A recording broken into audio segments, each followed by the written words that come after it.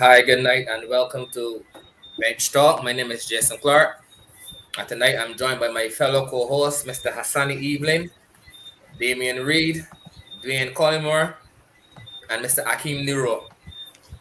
And tonight we're joined by a very special guest, West Indies A cricketer, also Barbados cricketer, very well known all rounder around the region, Mr. Kevin Stoute. Yeah, Good night. good night, Yeah, Stoute. so Thanks good for night, joining man. us. No, bro. No problem. Yeah, how you doing, man? For y'all guys going on, not to cross anyone, but I really commend the guys on the job that they're doing. I have been like peeping up on the different episodes and the people that y'all had in the studio. And I would urge y'all to continue what y'all doing, man. It's good for West Indies and Barbados cricket. On a platform like this, but set up the youngsters, especially the guys coming up in on the 19 and on the 15 and stuff, get accustomed sitting down and speaking to people because I think that's one of the biggest problems we have in the Caribbean now with a lot of our players. Finding it very hard to spend time talking in front of the mic and feeling very shy and nervous. So this, I think, is a good platform, especially for them, the younger players, and even some of the bigger players could get accustomed to a forum like this and being able to speak and get Thanks, across the Stoute. point. Blessings. I really appreciate Appreciate it. Sorry. those Yes, sir. words, man. So how the guys doing? Nero, how you doing, my brother? They here, man. They here, a bit exhausted. You know, a long week. Long week. Inside a lot. You know, it's 9 and 6 o'clock. But couple more months now. A couple more months of that. So I guess you have no choice but to adjust. How you feel though? Have to be in by 6 though on a Saturday. Oh my God, man! It's ridiculous, That's gonna be hard man. again, boy. That gonna be hard Ridiculous, again. man. You know, Sunday it'll be laying low, but just because the fact that it will be in by 6. Yeah. Oh my God, man. Yeah, you could. That one is a real slap in the face, boy. That's a real use of chance down in your bed. How about you, Stoute, man? I know you're I go once a while. You see on the other crews here and there, so I know it's gonna be hard for you back in the day. Yeah, especially like, you the fast walk cruises too, so you know how many times I drive past there by the wharf and that peak cross I Jolly Roger, peak cross I June peak cross I everything. I want to get my NBA so bad. So bad. I really miss it though. I mean, It's true, boy. where I am right now, the funny thing about it, and it's loud every day. This place was supposed to be a hub for Corona. I mean, thousands of people out there. But if you see how people operate, I mean, people walk around, who go on mask, go on the mask, who go on the mask, and go on the mask. People sanitizing your hands. Furthermore, you're going say stores, the boy don't be stopping. You sanitize your hand, you sanitize your hand. I mean, it's serious, but I don't feel as that serious that we making it at home. Because right now, it's a new norm. This thing that we gotta live with for a while. Yeah, you definitely have to. If you know the sanitize your hand, you making sport. You making sport. Yeah. These big people, you gotta start treating me like every children. These big people, we gotta be able to make our own decisions. Yeah. Might take, but these people out here walking about. If you see these fats, I see little baby had a fat day, a concert. It's called a concert, not fat. And so much people at this thing. I'm not a boy in a. So I mean, it's big 6, boy. Yeah, man. Buffalo. Man, I think, as so he said, you might be. And the states have 200 people dead. That's a mere drop in the ocean. 200 dead in Barbados. That was 2 villages. 200 villages gone. True. Yeah. It's true, but it's how we gonna go about it. But Yeah, exactly. It People definitely with is a norm. people with small businesses suffering now. Yeah. It's true, boy. Yeah. People with small businesses suffering. Everybody that got enough money already making more money. So like But all these small money. you know, Stoute, the only good thing is that you get more babies. a lot of men spending some time in hole, boy. But now me a man drinking a lot of hickory juice, boy. Drink the hickory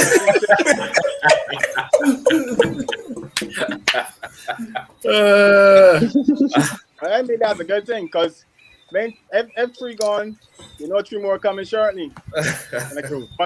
so I think me said that you're supposed to bring more kids too. Correct. You're going back to the old time days Shut when it the up. old people, when grandparents ain't had nothing cable or land to do. They just so go inside early and slam door and sleep. True, boy. So, like, We, show how this affecting you, sure. uh, Man, I like to hear you talk, this because is you've got the audience, you've got everybody listen. And this is only now. This is for yeah, man. important up to now.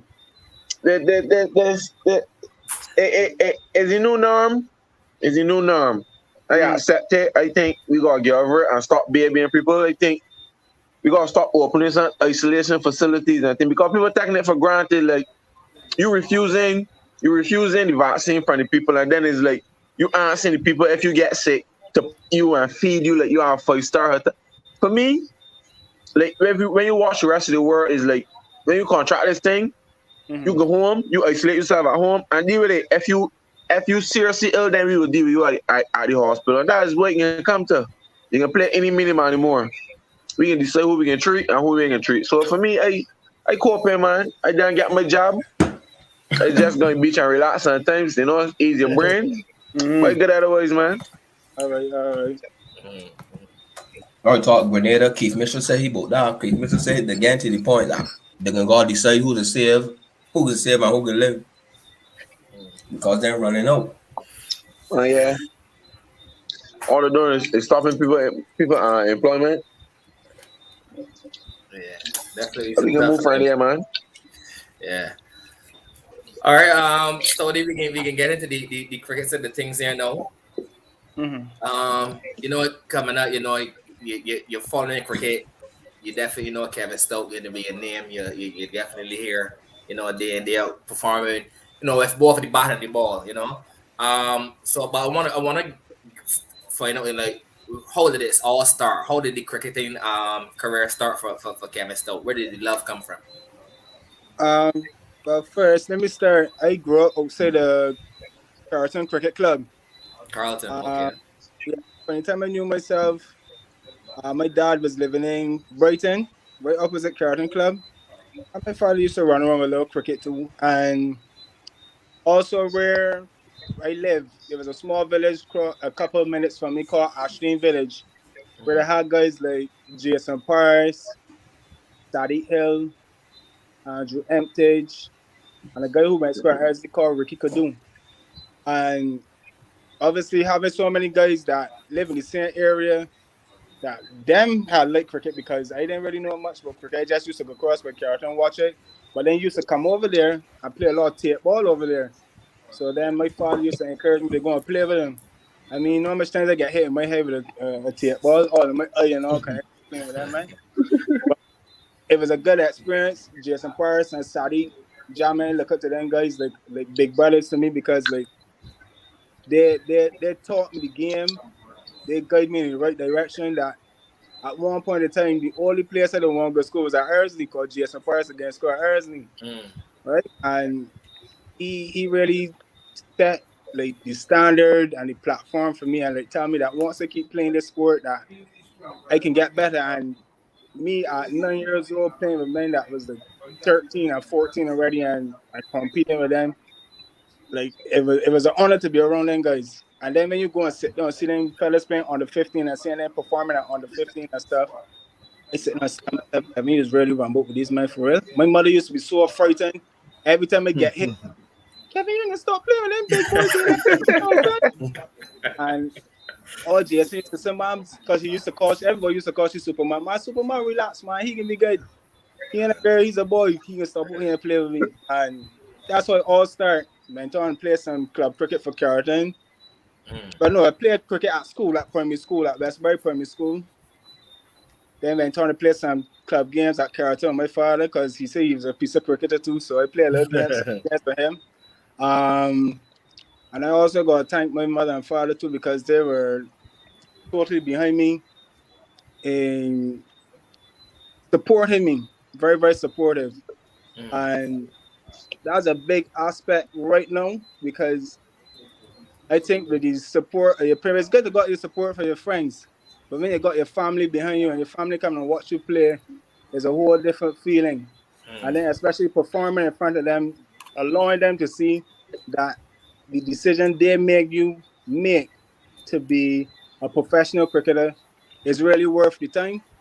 And as my mother and father always used to tell me, it was always pleasing for them to see the way how I perform and the way how I carry myself as a cricketer, that they have no doubt that I will go on to play cricket at the highest level and make myself proud. And I got to tell them thanks for that. So, yeah, you definitely have to. You said you play some club cricket at Carrollton, but everyone knows Stoute as a true and true impairment. So But I can tell you the joke about that. I can tell you a joke about that too. I really started at Spartan Cricket Club. My Spartan, okay. first division game was at Spartan Cricket Club. I was 16 years old or 17 years old. No coming from Ellerslie, and couldn't make the combined schools team, and just decided, see me, man, I can go over to Spartan to play some cricket. There was a double wicket competition that was played at Wonders, and I had played with Dave Marshall. Yama. But Yama, the eagle. Yeah, the eagle. And in that double wicket competition, Yama, we went, I think, like the semi-finals or something like that. And Yama was saying, "Yo, man, you could play cricket. I hear people talking about you could play cricket. You better know me sport." I said, "But I ain't sure, right? Obviously, I live next to Carrollton. I will go and talk to my father." And Yama said, "You know, father, I tell you, you can't support in cricket club." I said, "All right, cool, no problem. Because you could only be a madman." Right? And listen to me, right? As a young man going into Spartan club, even back then, to practice was intimidating, oh man. Because you used to have all them old boys that live in close areas, like the Marhole and the men from up by the hospital, all them men used to come in the park and just sit down and watch me practice. And man under the tree saying, "Don't who putting the cigarettes, drinking a rum." And man said, "Who's this young boy that really bring here today, though? Yama, who's he?" And man showed him from under the tree. And they so nervous. And Hattie and Graham, I can remember this. It was Hattie and Graham, Justin Ponder, and Rondell Jones. Three seamers. And all three of these men seemed like they're boarding at 9,000 miles per hour. I missed the first four balls. The first two balls in face hit my stump so hard. I hear all my troops. I said, "Yeah, who's this you really bring the part?" I see from there. So if I can play cricket in here, I gotta build a big heart. I got the courage. Then next thing you know, I hear the big heavy horn blowing. Some boy can't cross the pass. So Phil Wallace choking through the window. "Who is that in the nets? Who is that in the nets?" I said, "Who's this?" And I look around, Phil, I said, "Man, that's young Stoute." He said, "Young Stoute, you bought him with a sickle or I'm no sitting on like you started 3 times." And I said, "Jeez, boy." From there, it was like all this kind of pressure. Yeah, so the rough character too, boy. Yeah, and what that taught me, that built character for me. And what I would have been faced with for the rest of my career, because the amount of things that I have been through in my career, if I didn't have a strong heart and a strong mind, I don't feel able to make it this far. And sometimes people say you gotta take the good from the bad. And you see all them people that used to be inspired and I think so getting enough pressure, I think they want to tell them people thanks though, because at the end of the day that build the character in me to like always try to prove a point to them and to whoever else that who would have thought that I might have not been good enough or didn't deserve to be around. And I want to thank you that, man, for real, because that built me and that set a platform for me that I always live by that.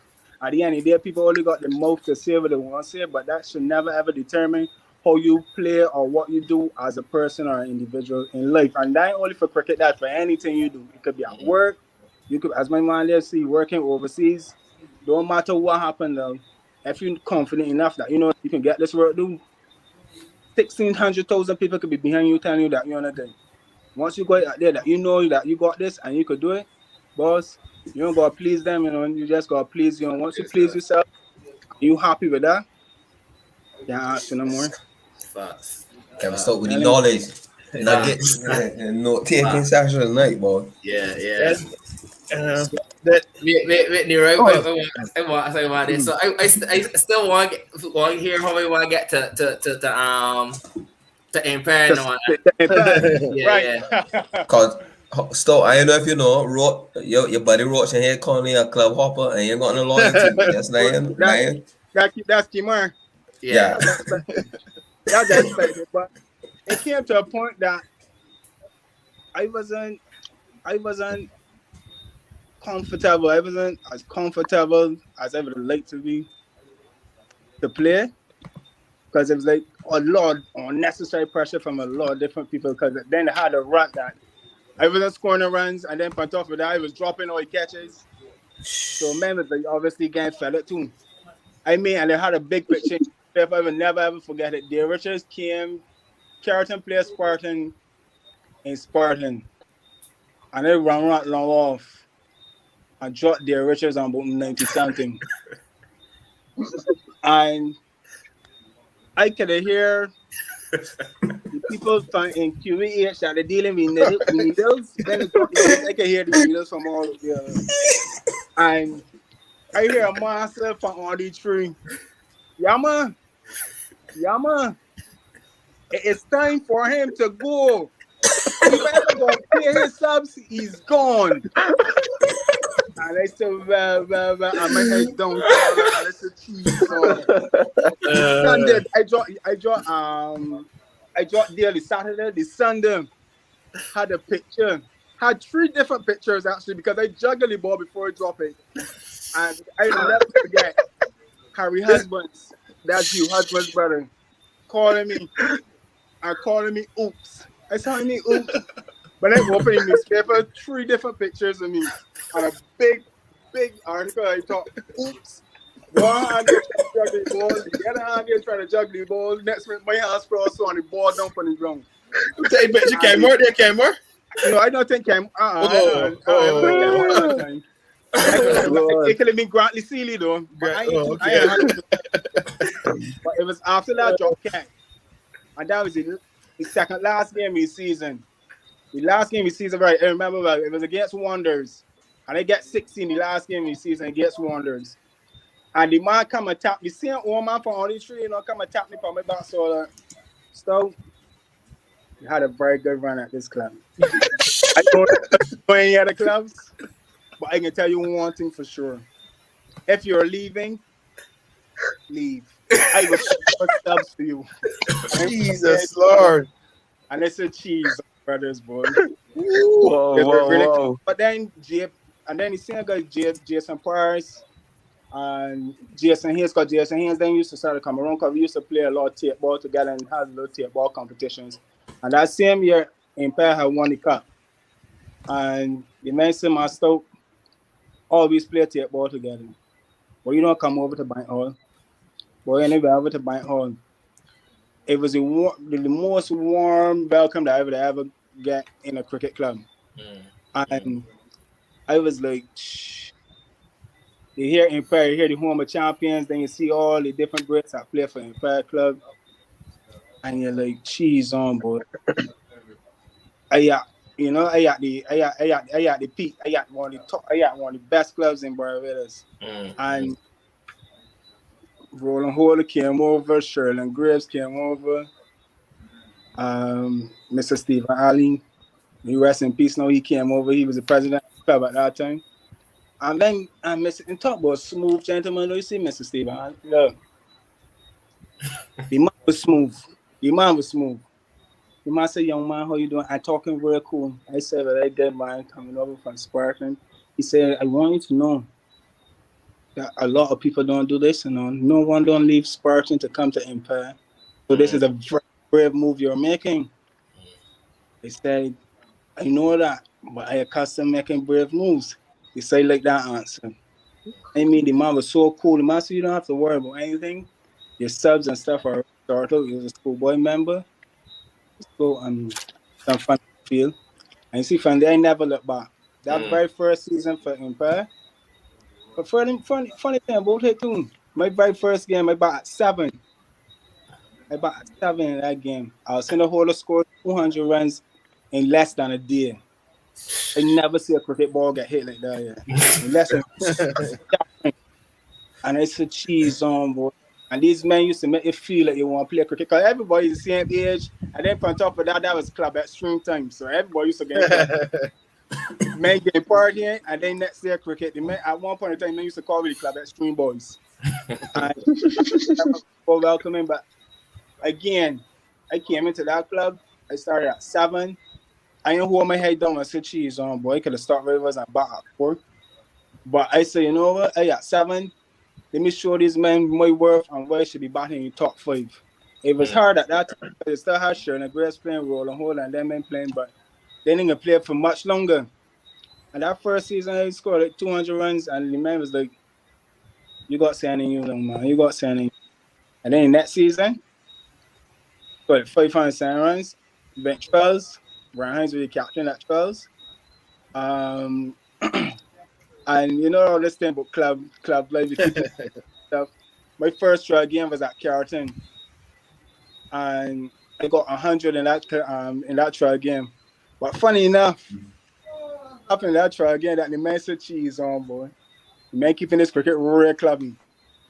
I think Tennyson Roach was the bowler. I was on 96. Alcina Holder was at cover. I Tennyson Roach kept the ball. The perfect half volley to cream through cover. I'm gonna hit this volley. The ball gets about so high so off the ground. By the time Alcina react, out of all the people that you would expect to drop that ball was Alcina Holder. I mean, so that all I hear was you. The ball went 3 hands for 4. And the man get up and clap. Tennyson Roach cast for about an hour. This is not Empire cricket. This got to be clubby. This ball, this is clubby because Alcina had misfield the ball at cover 2. You must say you misfield one and you drop it 2, and everybody knows Tennyson Roach is going. And that was my first 100 in Charles. And then after that, we had like 4 or 5 more trial games, but I think that was the Arawak. We used to call it the Arawak tournament. I mean, went to Yorkshire, and you could have seen that people were starting to show interest because how the teams were starting to shape up and stuff. Like when you first start, you had 50-something people at trials. By the time you get to Yorkshire, you had 27 people. And then all of a sudden, I find myself, I got to play a trial game. I got to face Fidel Edwards. I got to face Tino. I got to face Pedro. I got to face Ryan Austin. And I got to face Suleiman Bang. And that was one team. And then on top of that, them the only 5 bowlers because the backup man they got was Jason Bennett. Then they still had Ryan Big and support or spin. Then they still had Ronaldo Paris. And Shamar Butts and myself, he played in that game. I scored 100 in that game, I think, but she got like 80-something too. And I could tell you, all I tell me, but see, this is real hard. Real hard. I see 2 of you as little man, Tino hit me from my head so hard. and at that time, I didn't really like no lost sharp balls or anything. So Tino hit me from my head so hard. Tackle the ball, and I like looking at Tino like if he can come and tell me sorry or anything. I see you looking at me for me to can't tell you sorry. Boy, can't hear the kill, boy. And listen,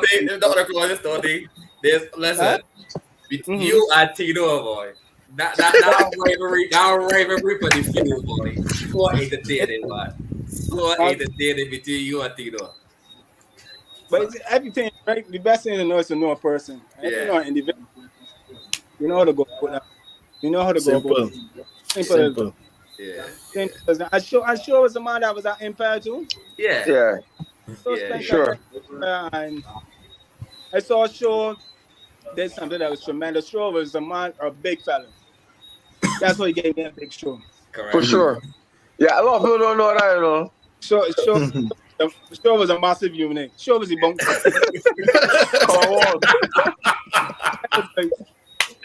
And let's show talking about he's a bit keeper and all kinds of, but Shaw always had good hands and stuff. And I see this man transform himself from being a ticker individual. I don't want to use the other word, a ticker individual into he looks like a sportsman now. And Shaw, I can't remember if I ever tell you, but I proud of how you look after yourself, man. And get yourself down to so that you can compete with men. And let's say you play for Yorkshire. And up to this day, you're still competing. You always had a competing edge of both you. I want you to keep it up, man. Even if you could pass on that knowledge to other big guys too, bro. Yeah, man. I straight. Thanks, Stoute, man. Do it. Man, Stoute, you got a little rumor mill that somebody and bad hurry, man, that we get smaller. Just saying that was the rumor in the streets. I don't know. Nah. That's just a rumor. Things will stay there. I don't know what happened. I just know. Yeah, man. I can't lifestyles, man. That and what's not. Cut out a lot of things. But that's true. Documentary. You used to watch a lot of documentaries too. Mm-hmm. So then I was watching a documentary. Man was like 500 pounds, and he just started juicing. And he can't run. He couldn't run. He used to walk for like 5 minutes and back home. Right. But he would juice every day. He eating then he just juicing. Mm-hmm. And like in the first week he lose like 15 pounds. So I was like, yeah, well, he can't run, but he could run. And he could juice. So then from there it's like I started with a week, then it's get the cravings, obviously get headaches and what's not, then it went for like a month. And then it just become routine. So like right now it just be very conscious of what eating and what's not still up to this day. Right. That's good, man. That's very yeah, Stoute, man. Good night, man. Nero here, man. Yeah, Nero. I just want to maybe first encounter how you on the cricket field, right? Well, one of the first competitively we were playing. Maple was playing Empire. I think you probably played a drive and Ronaldo Park stack of beauty back at that point or whatever. Usual stuff. Yeah. You ready? Yeah, so man, you was a freak boy, and I remember that. Austin, as he had Cockbeard. Cockbeard. So remember, it was batting on you was out short leg. I know who can you there. So I can't remember who's out far short. Here still, Jess. Oh Lord, I saw this fella last night, man. He was some balls, man. He was up sexy, man, and some boxing and rounds, man. I don't know who's going to get where we can't play here, but he was up sexy last night, man.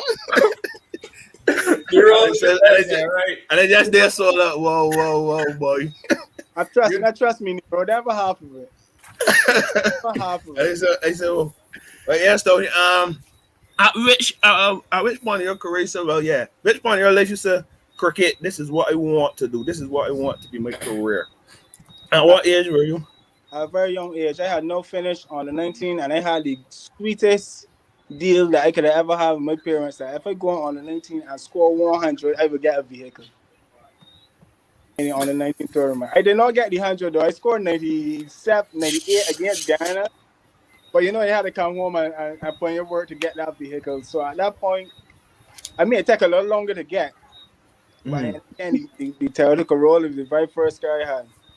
And from there, I tell myself, let me try to stay committed to this cricketing for a couple more years and see how it goes from on the 19. And that was really kick on for me from there. Because obviously I ended up at Spartan. And then, as I said from earlier, from Spartan to Empire. And then from Empire into the Barbados team.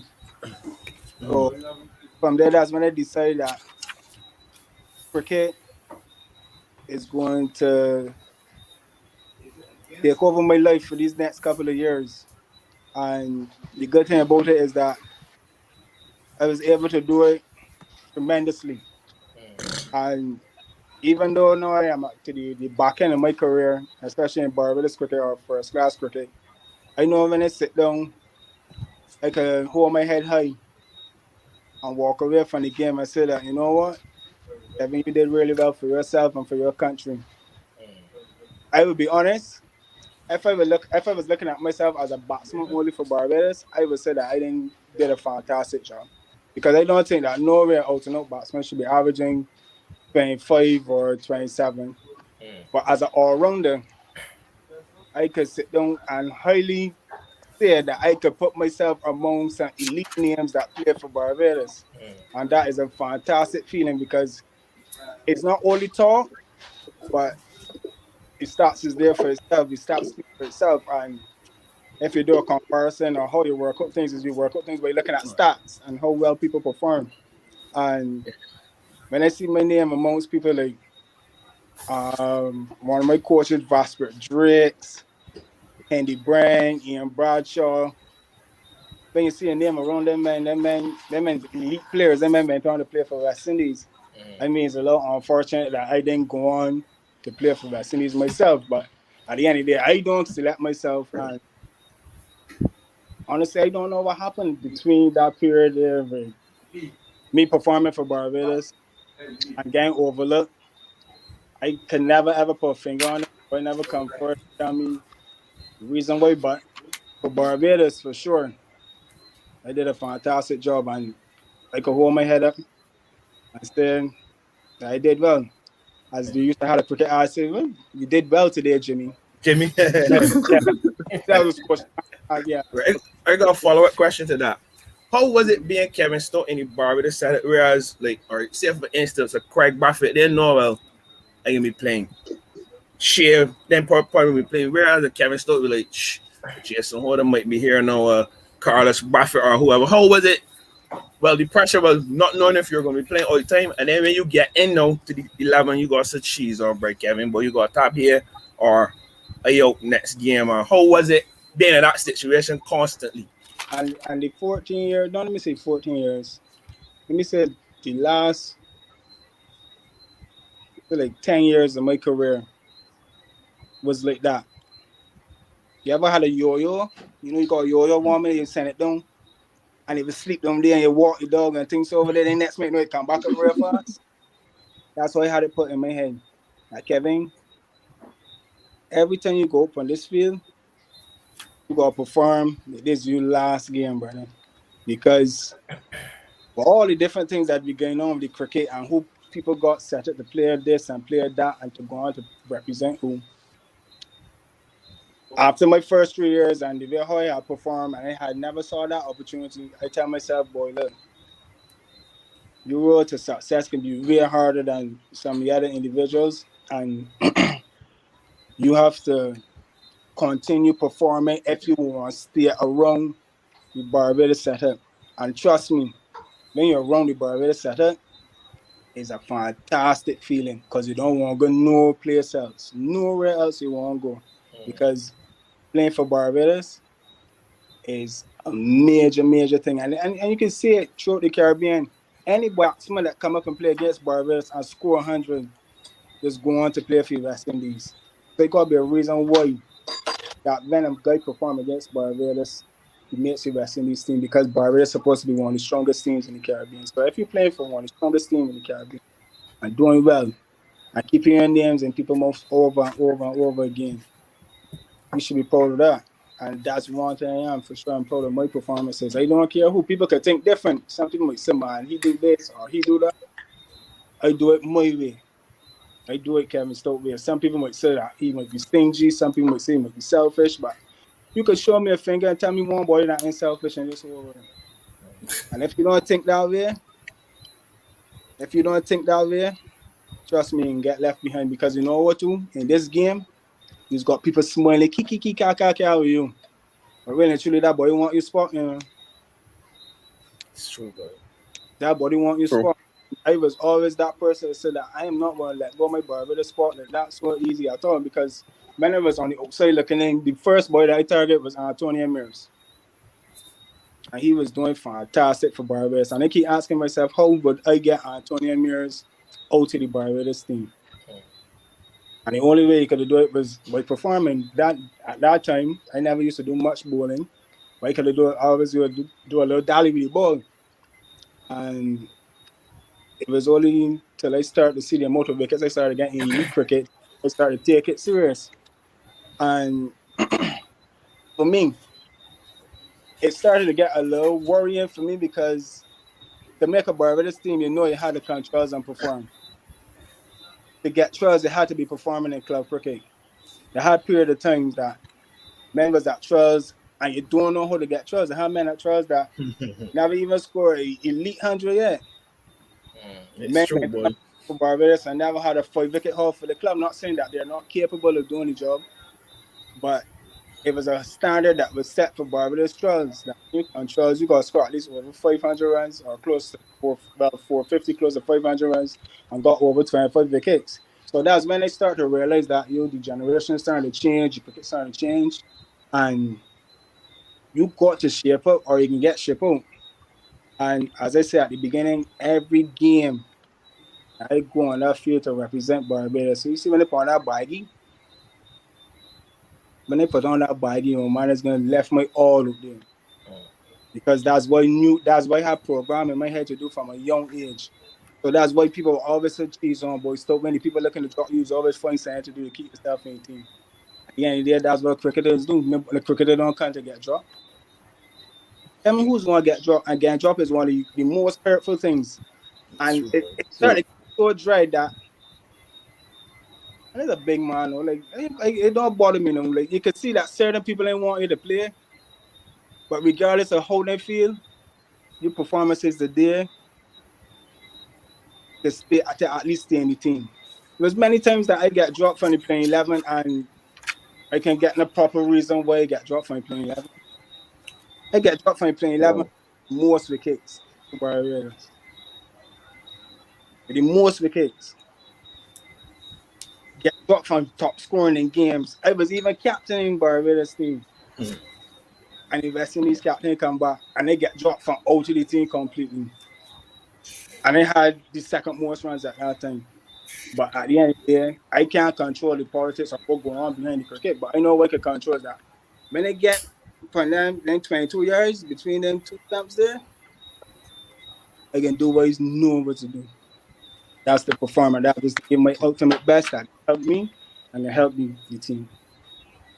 So, Nero, I hope that was something that you wanted to know. Yeah. I try not to be disrespectful because everybody said that I say things and it's come over the wrong way, but I only know one way. I only know one call way. a spade a spade, bro. This isn't a political correct show here, buddy. You got two cricket, Stoute. you got some cricketers and two cricket friends. You call me run short fellas here, man. Stoute, I know you played also with the Leeward Islands. Then How was the Windward. experience? The Windward Islands, sorry. How was the experience in comparison to a Barbados setup? Like, was it more accepting and more appreciative of Kevin Stoute's skills as opposed to a Barbados who you were hearing, man, Jason gonna play, Carlos Ba or Ashley gonna play? How was the comparison between the two environments?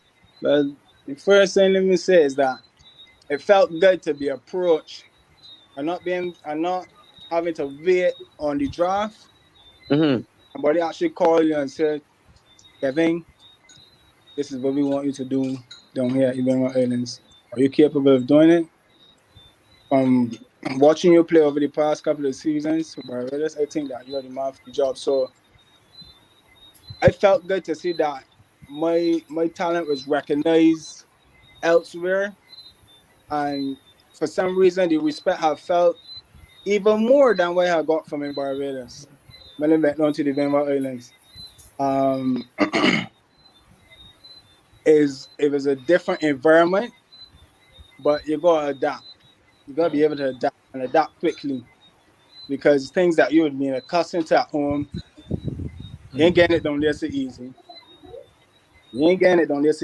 But being able to be pointed out and recognized and what people think that I might be capable of doing for a different franchise outside of Barbados was a fantastic feeling. The Ibenwa Islands cricket. Ibenwa Islands have a lot of talented cricketers. And in this present West Indies on the 19 team, there's two guys that stood out. A guy by the name of Akeem Ogis, I think he's the captain of the West Indies on the 19 team. And the next guy by the name of Teddy Bishop. Teddy Bishop. Teddy Bishop.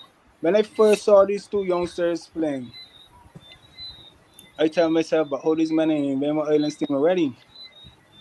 But you know wherever they go, they got the things going on.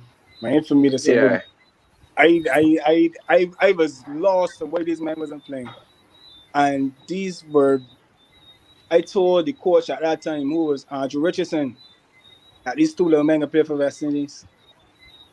These two little men can play for West Indies. So next thing you know, Teddy had played on the 19 cricket for West Indies already, and the boy went on that. So there's a lot of talent throughout the Caribbean. The Women Islands, raw talent. Them men don't care if Monday come or Wednesday. They just know that when they go there, they want to hit a six, they want to hit a four, and they run hard through the wickets, between the wickets. Training is the hardest set of training I've ever got in my life. It's the hardest set of training I've ever gotten in my life because I believe so much in fitness and men being able to pass the fitness test. And I had a trainer there, boss. You had to get practice for like 8 o'clock in the morning. And then you had to know for sure you had to warm up for 5 minutes. I mean, you think that you warm up running 2 laps for 5 minutes and I think that you're done. You got something called 10 by 10 sprints. And then like 1, 2, 3, 4, 5, 6, 7, 8, 9, 10, and you're done, you know. And that's between 22 meters because they're preparing you for your test. And for the first 3 mornings religiously, I vomit every single practice session. First 3 times. But I made it work because it got me fitter than how I was ever been before. I then run the yo-yo test. I get my highest score in the yo-yo test. So going down there and mingling with them guys and mixing with them fellas culture. The culture different too because like in the Barbados dressing room you hear a lot of cricketing conversations. In Remember Islands is completely different. So I'm like, she's on boy. So like you might as well study cricket, bend and playing. But after that, it's just music. He might be into beer music, entertainment, playing pool, playing table tennis. So it was different. So like me trying to adapt to that, like trying to have cricket conversations with men. You ever pick a warm man, you know what I mean? But you can't talk to everybody one time because you will start a conversation. I the cricket conversation start. Then next man, I just keeping beer noise for no apparent reason. So I say, you see me? Like whoever wants like to come and answer the question. And a lot of younger guys, Kimani Milius, yeah, he played on the 19 too. He also played in the same one-day competition. Mm-hmm. We used to do a lot of training outside the practice together, go down early and use the bowling machine or stay back after practice and use the bowling machine. You see Akin Ogis, and it was a good feeling to see that those guys were coming, asking me questions about cricket and how they can improve their game. And being able to show them different things and actually see them trying to work on it and helping them develop their game was an awesome feeling for me. Yeah. Follow-up question would be, you're out of favor with probably BCA in terms of contract. How has it been in terms of spreading your cricket wings throughout? Not only, I know you're currently in America playing some cricket minor leagues. How's that experience been as well, man? Well, to be honest with you, I miss the BCA contract at all because I set up myself in a way that I know for sure there's life after cricket. After Mm-hmm. a period of time, I said, you gotta set up yourself for something when you're done. Actually, you could done at any point in time because you're getting older. You could pick up an injury that finish your career, and that's when I decided to. The best move ever make in my life is to buy a 20-foot container. A man look at me and ask, "What you buy a 20-foot container to do?" And I laugh so like, haha. And I saw something, and what led me to buy that 20-foot container, I was watching TV with my little man. He was just going through channels, and then we ended up stopping at do it do it yourself network or some DIY or something like that. Mm-hmm. Because it was showing something about a man making a carrot, and my son was watching, and then right after that came container homes. So when I saw a man get 240-foot container, a 220-foot container, and make a beautiful house out of it, Yeah. I don't want all of that. I just want to get inside do so there. I set up some clothes in there, and I could open a store from right there. And to be honest, I run it by somebody. And my time, I ain't sure about that. I said, cool, no problem. You keep that. You keep that. And I sit back, I sit down, and I ask a couple of my friends that got stores, how much you paying rent? $500, $1,000. All right, cool, no problem. He asked what happened. I said, man, I hear studying saying here, but I'm not too sure, but I can get back to you. When that program set up, I can get back to you. And that's what lead me in the direction to go and set up my store, convert a 20-foot container into, when you look on it from outside, you see a container, but when you come inside, you serve like that, you don't care shepherd. Yeah. And that, it might not be care shepherd, but that's the style that I got for myself and I got for the store for when you come in, that you feel comfortable, you feel like in a establishment that is real, real professional, and that was the sound that I set for my business also. To carry out, to have a professional and a welcoming environment for so many people come through that door. Because people coming in already thinking there's a container, this container, and this ain't got no visitors on there. For them here, anything can happen to me. But when they step through the door, it's the most welcoming feeling. First and first, it smells good.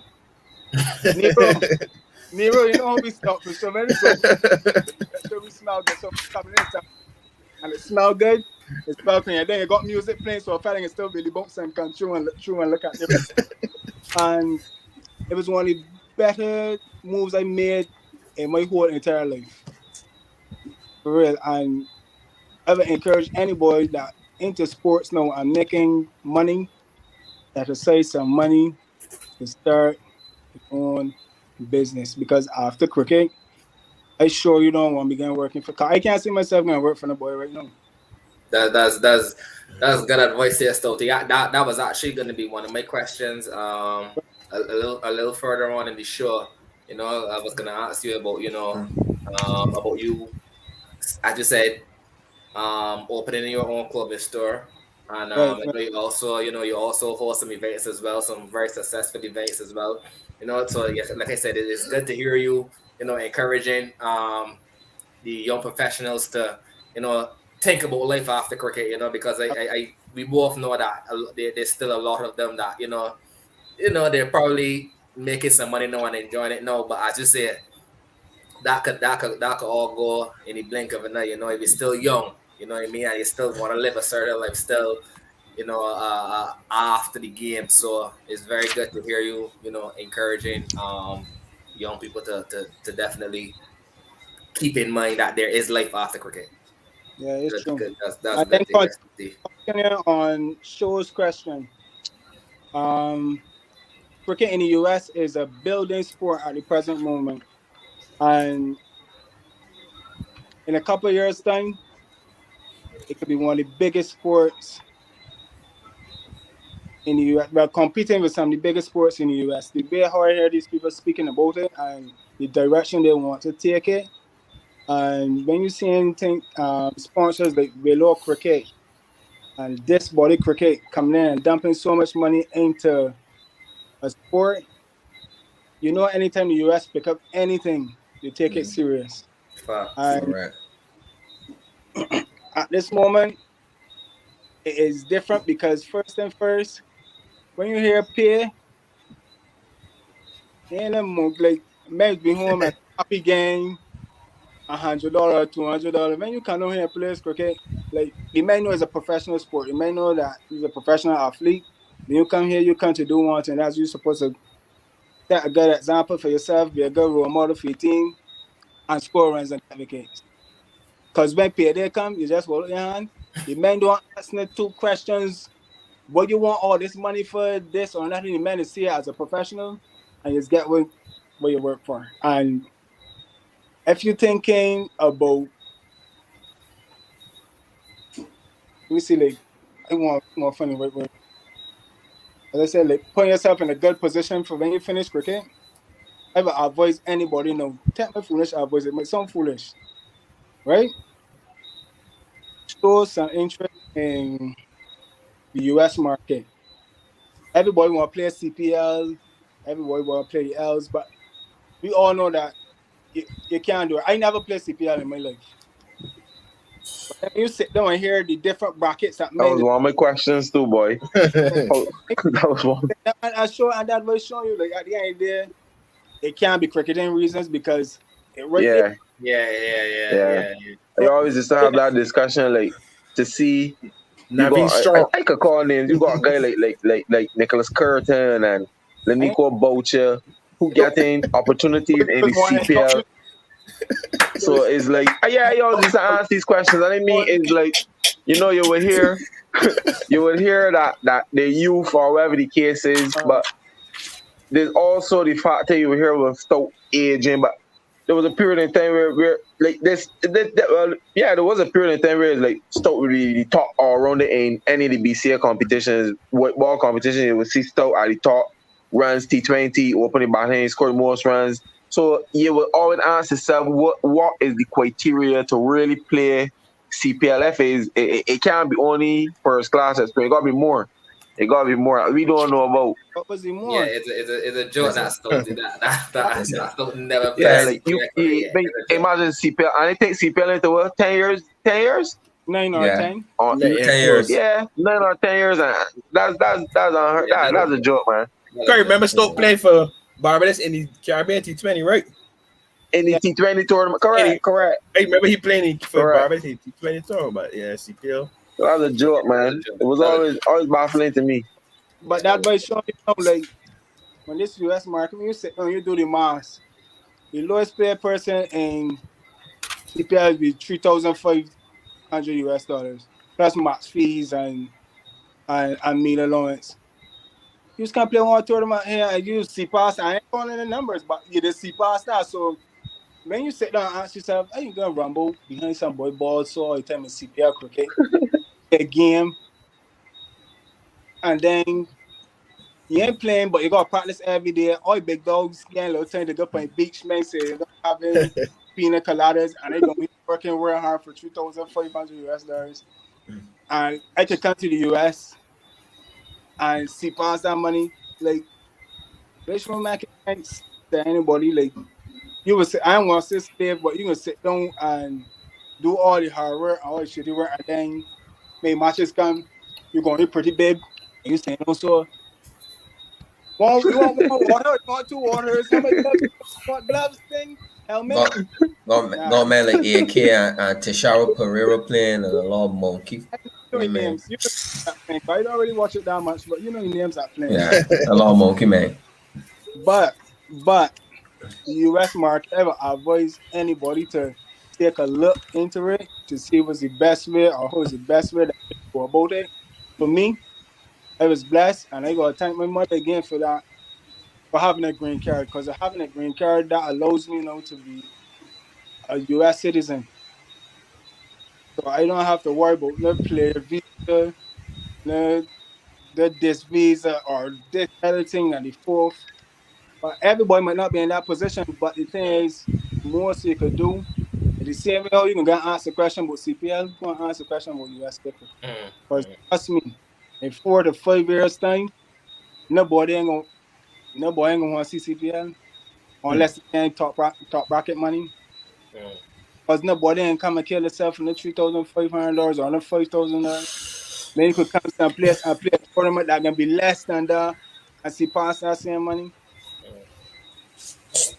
So here I was listening. I was normally jumping early, but I was listening. I was going to formerly I was going to Kevin Stoute critics. I mean, I know cricket Stoute is somebody like the man on Spartan sitting on the tree. But the thing is right about it, right? I could respect that, you know why I could respect that? Because you, man, enough to come and tell me you had to tell me. There's got a lot of men that be talking to you, as soon as you turn your back, that's just say turn your back and throw a dart at your body. In your face and make you feel that you're a friend, but really and truly don't want you dead. So I can appreciate you coming and saying what you have to say because I can't kill the boy for having their own opinion, you know, because like you see how you treat the man on the track sport and you got your own opinion, but that does not justify how I go about me playing cricket, you know. But anyhow, you go ahead, buddy. Right, but hearing you tonight, I think not only with you and the whole, but I just think that at that time, Barbados cricketers now to take cricket serious. Like what you say, some men like ground training, and other men on the beach thinging.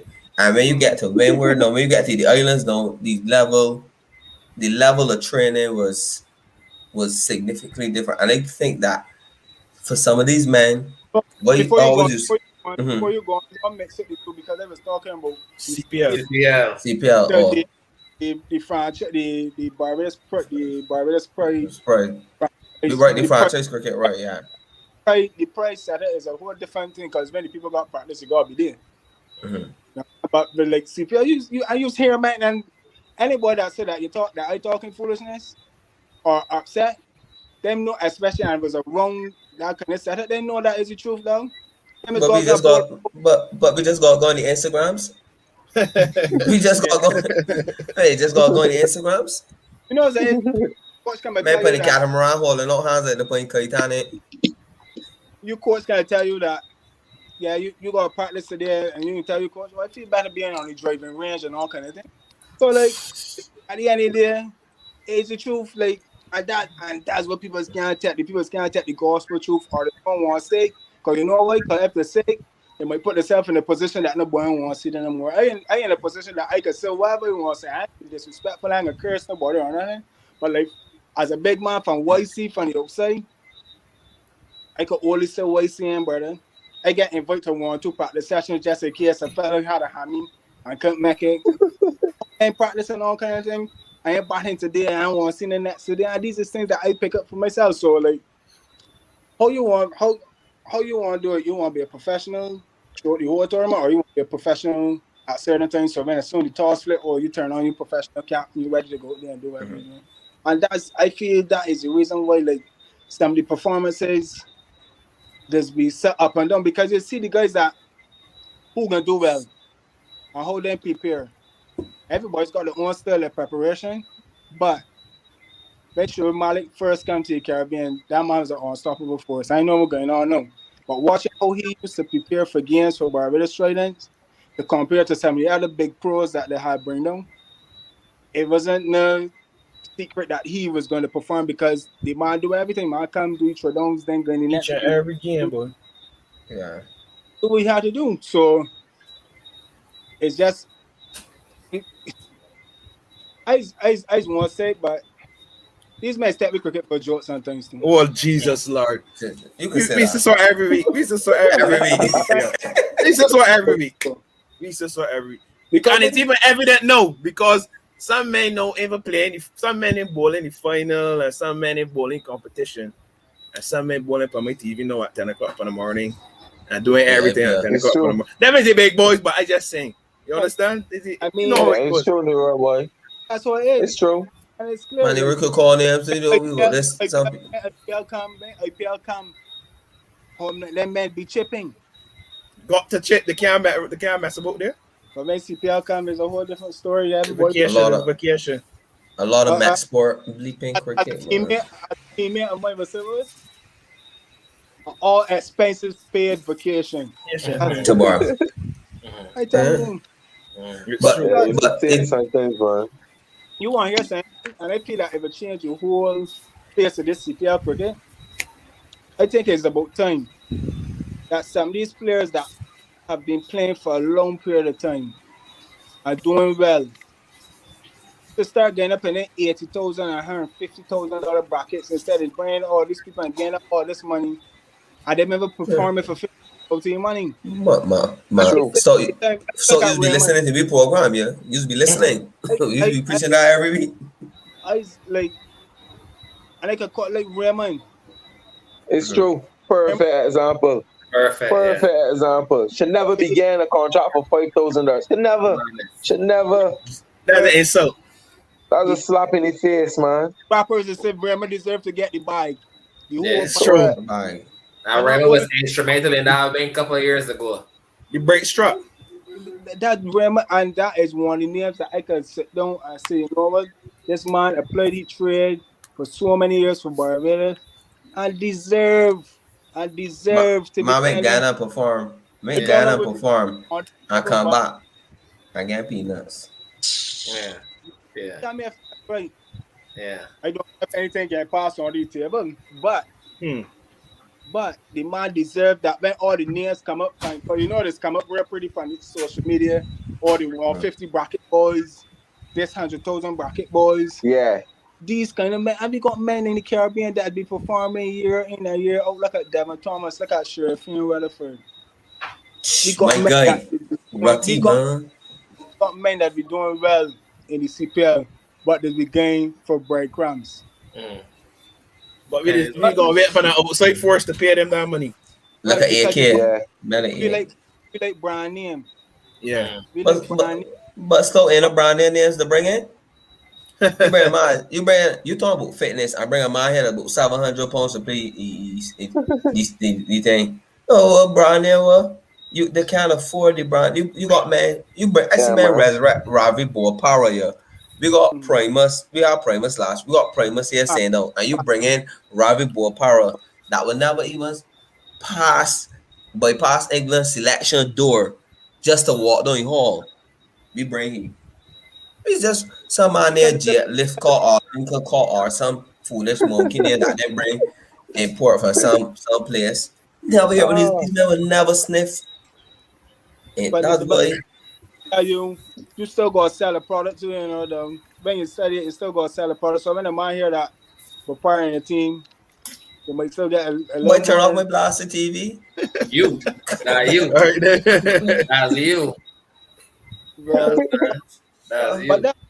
but on all seriousness, on all seriousness, that's how I see it. That some of these fellas that are playing a trade year, and it gotta be a reason why they get paid every year, not because they like getting $5,000, Yeah. but they're doing enough to maintain their play because, like, at the end of the day, these men are worth it. These men are the guys that who help you to win cups. Everybody's got the word to say about Jonathan Carter, but for me, Jonathan is my personal friend, but Jonathan should be still playing CPL. That's for me. Especially in this last thing here. You know, and you know what's embarrassing? And real embarrassing too. The man was a feeling coach on a team and get picked for another team. And bench. You know, after the Jordan, I'd be smiling because you know they get 3 pair parts. Assistant coach getting over the play for St. Kitts, and then he been in check too. So I'm finding those money. It's true. It's happened for a reason. Correct. But you know where that CPR should be playing and Johnny Carter is not playing? At all. That's a joke. Especially in this law. Look at Dwayne Smith. If you bring Margin Bull, Dwayne Smith could play because it's called the talk of fitness. Talk of fitness. Fuck Dragon Balls and things so if you bring him, got 9,000 times. 9,000 times. Yeah. A lot of double standards, man. A lot of double standards. And it's puzzle because it's not like Smitty got I think 3 or 4 CPR hundreds. Could be 3. Scored 2 in one season. So it gotta be like this man sure he worth flow, so he should be playing till he ready to say he done. Fitness, fitness. He got a margin boo. Agreed. I'm not sure Malik do last season. And I know for sure he ain't do nothing this season either.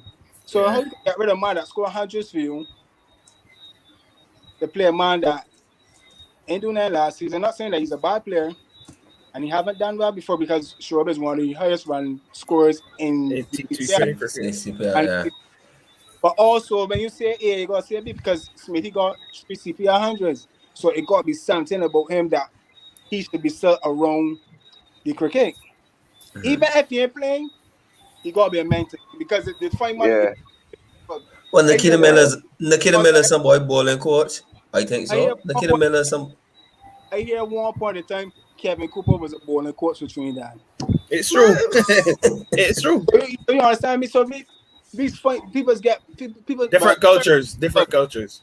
different certain people they Them, certain things for certain people to do. I can put correct.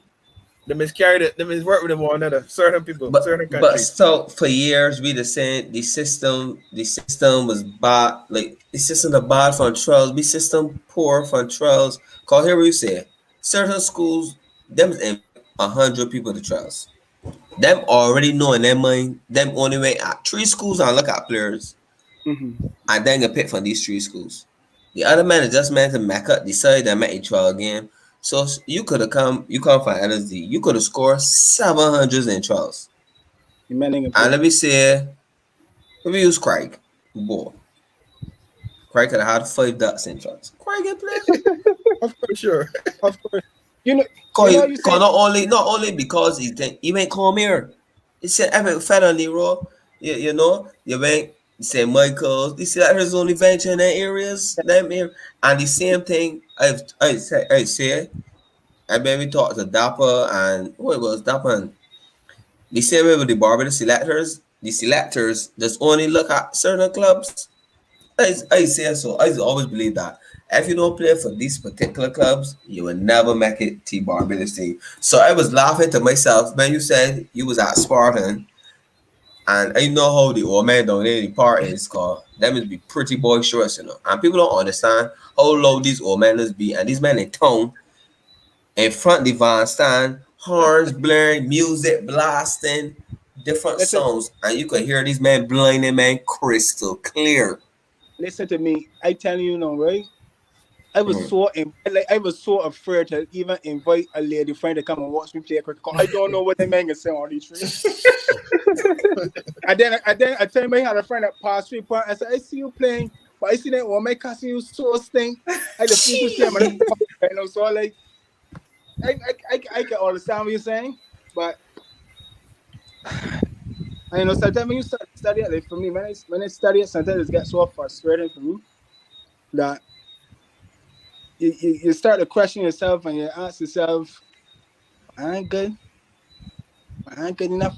Why can't play? As you said, why can't play CPL? Like I can't. Why me? I Why can. me? Yeah. Why can't play? And there was a lot of like sure could tell sure right there saying and I would be batting next. And certain bowlers bowling. And sure could tell me like I like and at that point of time when I was scoring the most, I think that when I scored the most runs in the T20 competition in Yeah, Barbados, I was batting and before the ball even bowled, I could tell sure what shot I was gonna play, and I knew I yeah. knew That's true.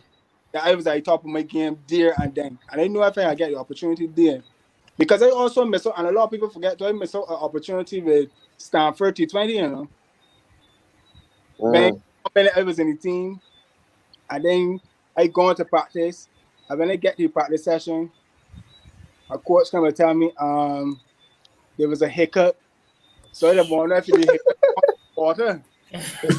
So it was a hiccup in the selection, and apparently your name never get put forward to join the team. So the only way somebody could a player could be replaced is if there was a under 19 player, and that's when my man boat ended up going on the tour.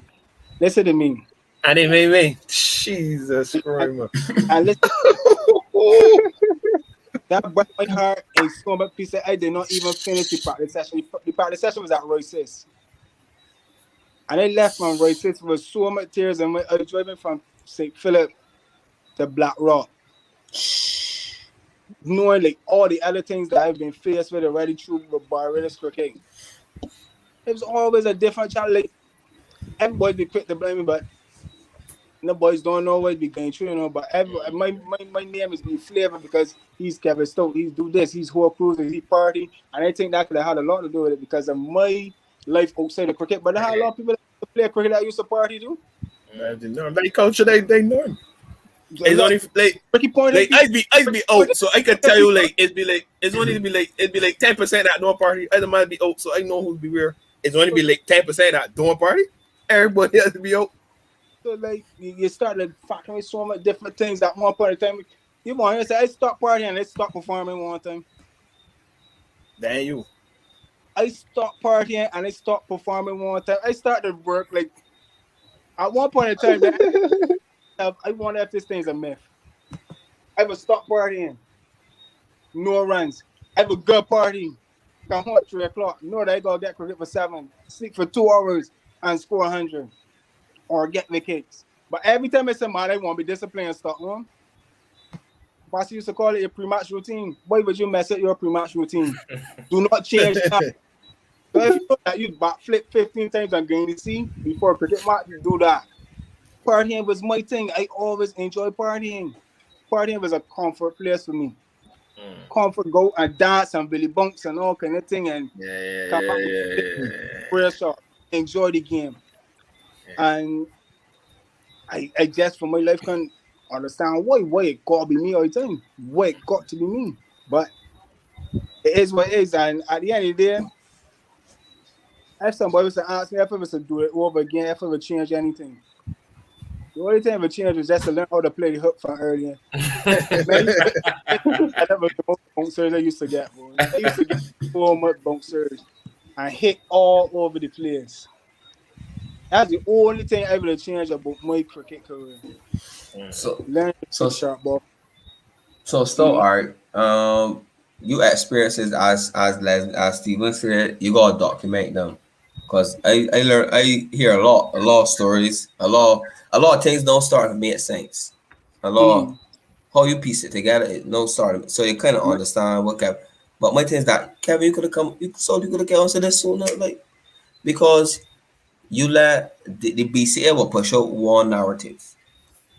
This is what they would sell me, and we would go on it based as fans. We would say, well, we ain't hearing you say that. So, but then you would see her, as you said, enjoying herself, and we was like, so he ain't taking this cricket serious or what? So like, am I going playing hard yards, not knowing no, that was your mental escape, you know. So it kind of sort of makes sense. Yeah. Honestly, I'm not the type to like just go there and talk and say this or say third and fourth and fifth. Like everything I do, speak for itself. You understand? The amount of work that I put in, the amount of practice sessions I went to at Kensington Oval, the amount of side work I would have done with coaches on the side. I know what I did. I know I was doing what I had to do to be a consistent performer for Barbados, and those were the things that I was doing.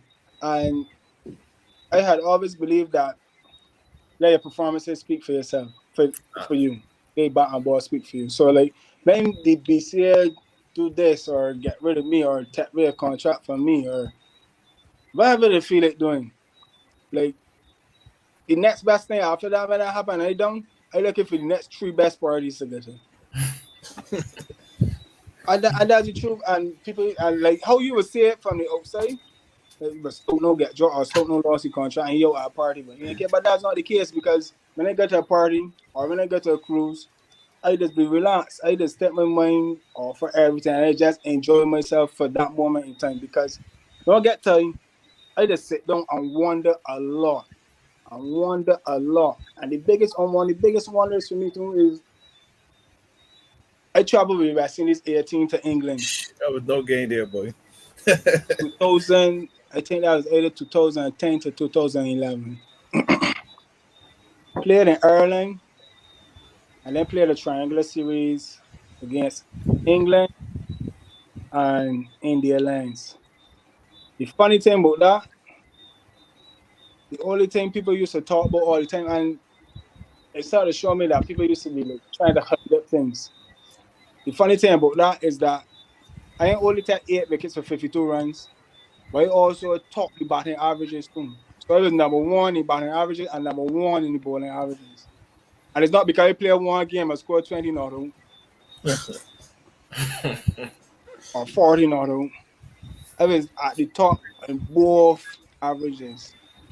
And I will never ever forget when that news get popped to me. There was right after that tournament, it was a 50 over competition that played in Jamaica. And I didn't do it. I didn't do well in that tournament. To be honest, I didn't do well in that tournament. But I had it that because I would have done so well. It's like you go on UE. You study for 3 years straight.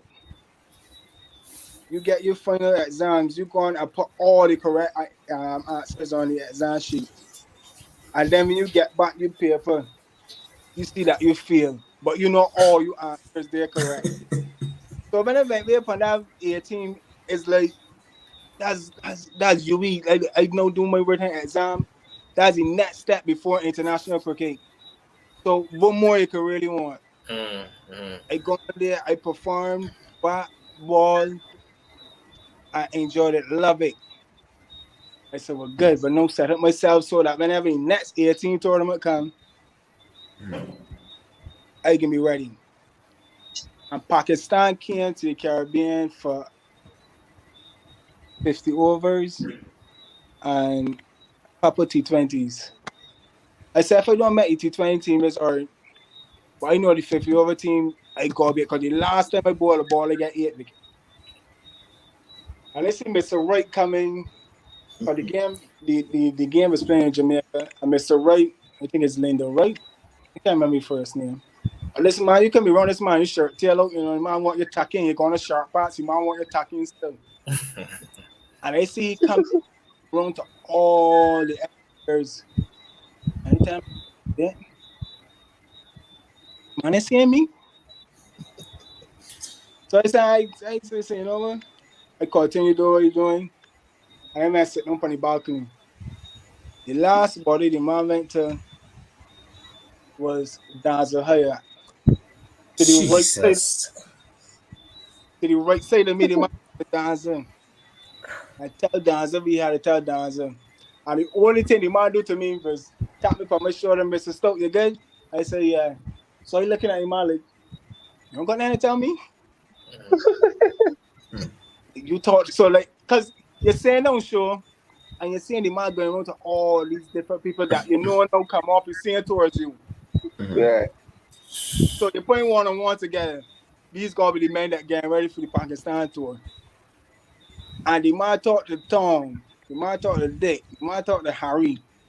And like, however his position, like, you can't miss me.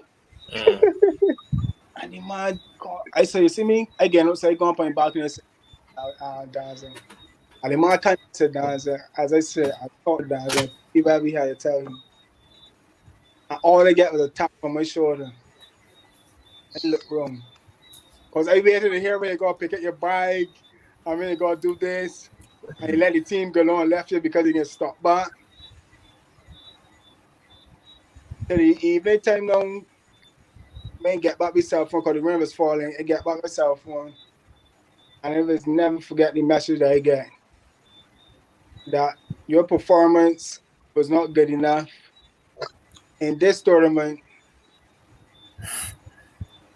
But no, that come a couple months down, boy. Because I asked you answer the question, correct?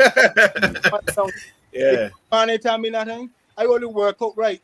I only work out that was the 18 to play against Pakistan at the evening. Cause right, so boy messaged me and asked me, wait, so you ain't? So it's saying, well, obviously, right, that was I get a message asking me if I ain't. I said, ain't well. The upcoming series against Pakistan, yeah. I said, no boy, tell me that. Master, you for real? I said, yeah. I ain't hearing nothing. And that went on for about 2-3 months. I come back home. No boy never said nothing about it.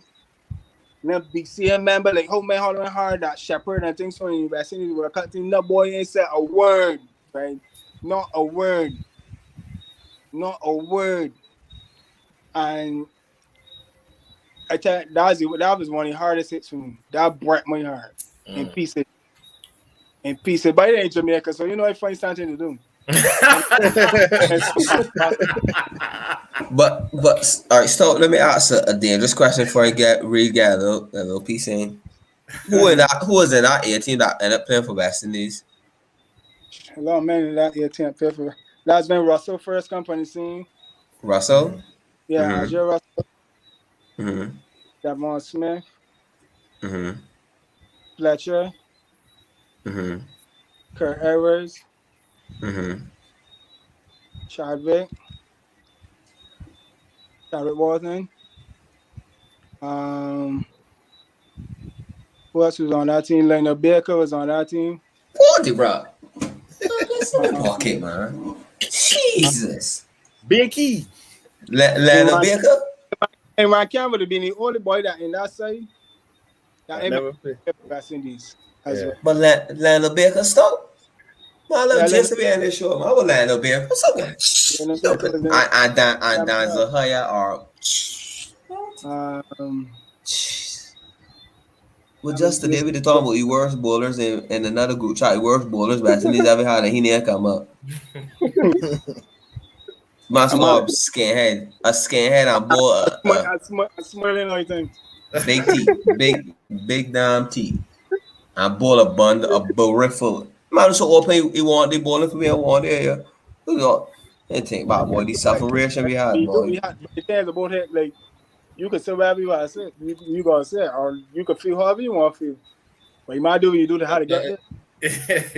What you do? I was like, cause you know, I know for sure you ain't a picky, but somebody had a picky. Yeah. Time they're going. He Quarter. get ready. Yeah. Had a picky. We really? You want to jump in here, really? Yeah, Kevin, what's going on? I get buddy, we're going Yeah, quite a while. on. I don't want to expand that. Last year, 18 we take that 8 wickets. Tell me what experience. That day you wake up feel like, yeah, you got to pass my steps, especially guy here today. Give me that Special. rundown. The first over going, they went for about 13 that first over, yeah. And I let Ronnie skip us all, let us cheese on brothers, boy.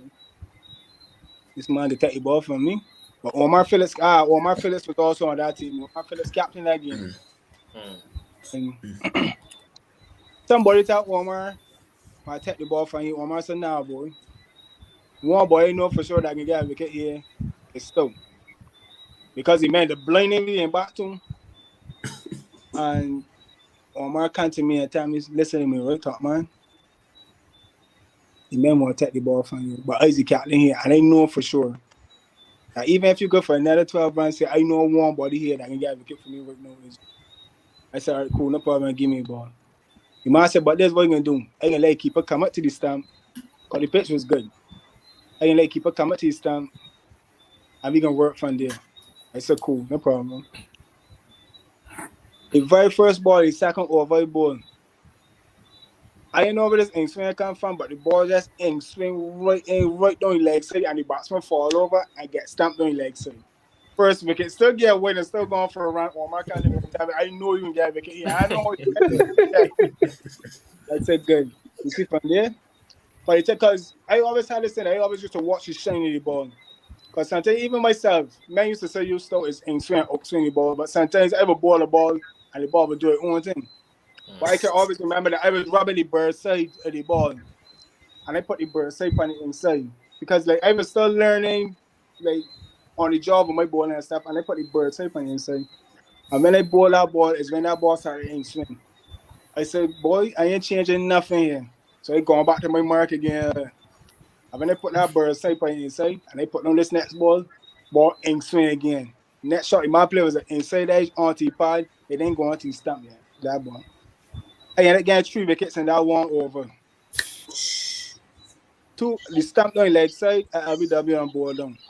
The other 2 wickets was one cut point and I might get catch up mid off. I will never ever forget it. Never ever forget it. And then the other 3 now is like coming down to the end. The man just like go, let's one get catch up long one and the other one get catch up deep mid wicket. And then the 8th wicket, I ended up catching cotton ball. And the funny thing, the sweetest thing about that too, Otis Gibson was there. And that was just a job to be West Indies coach. And you know you feel good, you don't get here. The man that come and coach West Indies cricket and stuff, he was there.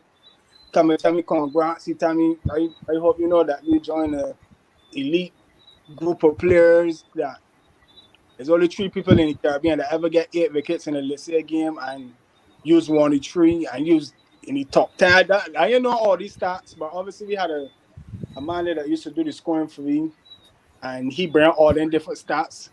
Best bowling figures in the Lycée game, top 3 in the Caribbean, top 10 in the world, and you feel like you feel good because Yeah. like something that you didn't prepare to do, you had to come and do it, and you find yourself in a situation that you did something amazing, and it's not every day people gonna wake up and get 8 wickets in a Lycée game, and I felt good about that. And I'm telling myself that this will be the next step for me onto international cricket, because I always believe that anytime something was to happen to Bravo, that I was a man that, you know what I mean, that could come and fill in that spot to whenever you're ready again.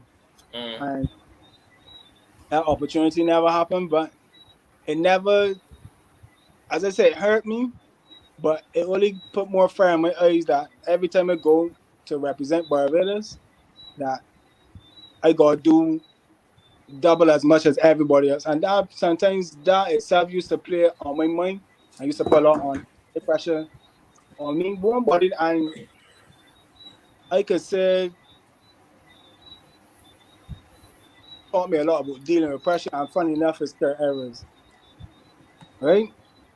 A different kind of individual, to be honest, a different kind of individual Kirk is, but Kirk was a man that never used to worry about nothing alone, like no pressure, like from the the whole coaching staff, and you putting all this unnecessary pressure for yourself. Let's go there and do it.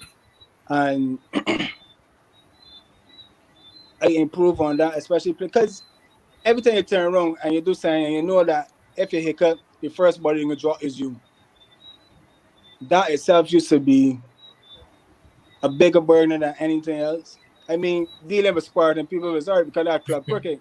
But playing for Barbados now, that's a whole different, because you got to worry about opposition, you got to worry about how you will score, and then you still got to worry about if you make a mistake, you can get dropped. But furthermore, they even used to tell me to make a mistake and they can still get dropped. Exactly. So I could be captain in the first class, so and I that get dropped. yeah. Furthermore, even the cup the year in front. If you overcut. Yeah. Come back a year and a half later and then play 2 games or 3 games and get dropped. Yeah.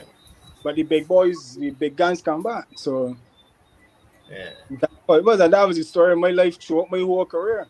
But the thing about it is that it was always hard to drop me right out the team, because really and truly, in a big explanation why you dropping man right out the team. Because the man performing and leading up there with all the top wicket takers up there with the runs. So it was always hard to drop me straight out to the side. But it was easy to pull me out to 11. But everything worked out. Everything, look, man, as I said, I will hold my head up high. Correct. They did a fantastic job for Barbados. I never ever say regret playing the sport. I would never ever say that I regret playing for this, because that would be the biggest learning in the world. So, You what age you talk are about the at most. now? Huh? What age? Your age. 30, 35. 35. So, you can Yeah, still basically play. Barbados. No, I mean in terms of USA, being that you have the green card, and Right. you know, as you said about the USA cricket, and that was so funny is that USA is all about world domination. In anything, USA is pick up anything, and them is want to be the best at it. So as you said, the money can get pumped into this thing to make sure USA cricket there, and you elaborating on that fact, telling your people if they want, instead of trying to come to US and play, think of other countries where the guys can't make it and say, you know what, let me go and play USA cricket. But Cause I think Corey Anderson left New Zealand now. He playing it. so what's going on over here now? The different, there's something called the ACE, is an ACE contract. So like all men that play international cricket for different teams come here and fall into that ACE contract category. Then there are players who still looking to play for the USA. So the guys that who play for the US, they got their own different contracts to the guys who got the AS contract. The guys with the AS contracts could still always obviously go on to play for the US, but after a period of time. So, like for me, if I wanted to play for the US, I would got to spend like 3 years before I play. But it'd be more profitable or make more sense for me to get an AS contract because you could get that as soon as possible. Yeah. But you gotta set up the right things. You gotta get yourself in the right position, and know the right people, so you can have the right conversations to see the best way you could go about on getting yourself an AS contract. And people that's not give you a contract just say. So you gotta come and apply your trade. And it's not as easy as it sounds to, because when you come over here, you still competing with people from India, you still competing with people from Pakistan, the same New Zealand, Scotland. So you got a whole barrage of guys over here who's trying to get, and how I say, they are trying to get themselves on the market before the big dogs come. So when this cricket blow up, you could guarantee that the big dogs gonna be over here too. So all the time that would have said that this US cricket ain't saying nothing, trust me, in 3 or 4 years time when this thing really kick off, everybody can be down here playing this cricket. Because from what I'm understanding is how they set up Major League Baseball. It's how they're looking to set up in Major League Cricket. So you could just imagine the kind of contracts that people can be looking at. But the road with Nola and Major League Baseball, the man's got $250 million contract. All that money is there one. Ain't no half guarantee. The man saying that dotted line, that money in the bank. Man, you're terrible. Terrible. That's man terrible. Really, you was asking another question there earlier?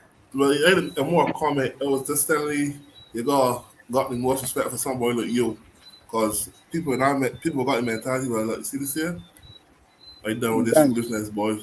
They steer past me. I tell you that, so you got the most respect for you that it's still doing your thing, it's still playing your trade. Yeah, thanks a lot. I respect that. But what I got a question for you here now, what the money bottom corner here. How say the Brett here age? Nero? The money blue headphones. Nero. Hey, Nero. I remember before that, Nero, but I don't take care of Nero. Get you already? I don't think so. Again? I don't recall. I ain't got WW. I think so, but I know you get a lot of chat already at back 5. I know you get a lot of chat from back 5 already. And you have Stoute, and he have a ball at you? Yeah, he ball at me. So how you rate the ball? And how you rate the ball? And we love to know the rating of the ball on a scale of 1 to 10. I was early up in it, so it didn't make any sense trying to do anything foolish and get out early. That's working wrong, you know. I can pick up some balls. At that point, the time he was good for that moment. All right, Stoute, before we let you go, before we let you go, you mentioned earlier that you captained the Barbados team and you won the cup. So you can just tell us about the honor of captaining Barbados and how that season was, and the pressure, I guess, is the characters in the dressing room as well. Well, I tell you something, it has some serious men to captain that year too. Because listen to this. You're a little man, you never play for West Indies or nothing. And you go to dressing room to deal with Agent Smith, Dwayne Smith, Solomon Bank. You even got caught a ball. Jeez, no, Tino. Fidel. Jeez, So your man Jonathan about there? Jonathan there, but as I said, me and Jonathan had a different relationship to a lot of the other guys, and people like him and Ken Roy Williams, because Ken Roy was in that side as well too. Ken Roy played a major part in the game we played against Guyana, because we played that competition unbeaten as well too. The same year we won the cup. Dwayne Smith was excellent in that competition. I think after that, he got most runs, and then he was bought in the IPL. and also went on to play for West Indies. Also, in that side, you had the skipper, you had Jason Holder, you had Charles Bradford, and dealing with all them different egos, boy. To be honest, the good thing about it, I just let life take its course. And you try to clash with nobody, and you try to force not the boy through it. But I can remember one time, I was trying to set a field for Ben. Jesus Lord. I will never ever forget. And the thing is about it, right? I see this left-handed man batting all the time. And every time Ben ball, don't matter what Ben do. He might just get the ball leg slip all the time. Yeah, but because he feels. And Ben refused to point his leg slip. I stopped the cricket, so I point a leg slip. Ben stopped, so look at the scoreboard. Look at that slip. I easy over the Tom. I said, Tom, man, even boy ball. Huh? You must say, do not want that leg slip. That's volleyball. And I walk. So he scored. Bang. He's just start. So I said, you can believe it, you don't start captain. And the next ball that Ben ball at him, man. He might do some ugly thing. And the ball bubble up straight so the man for out court. And I run it and say, yes, I know. You know what Ben tell me? I didn't want to get here out, so.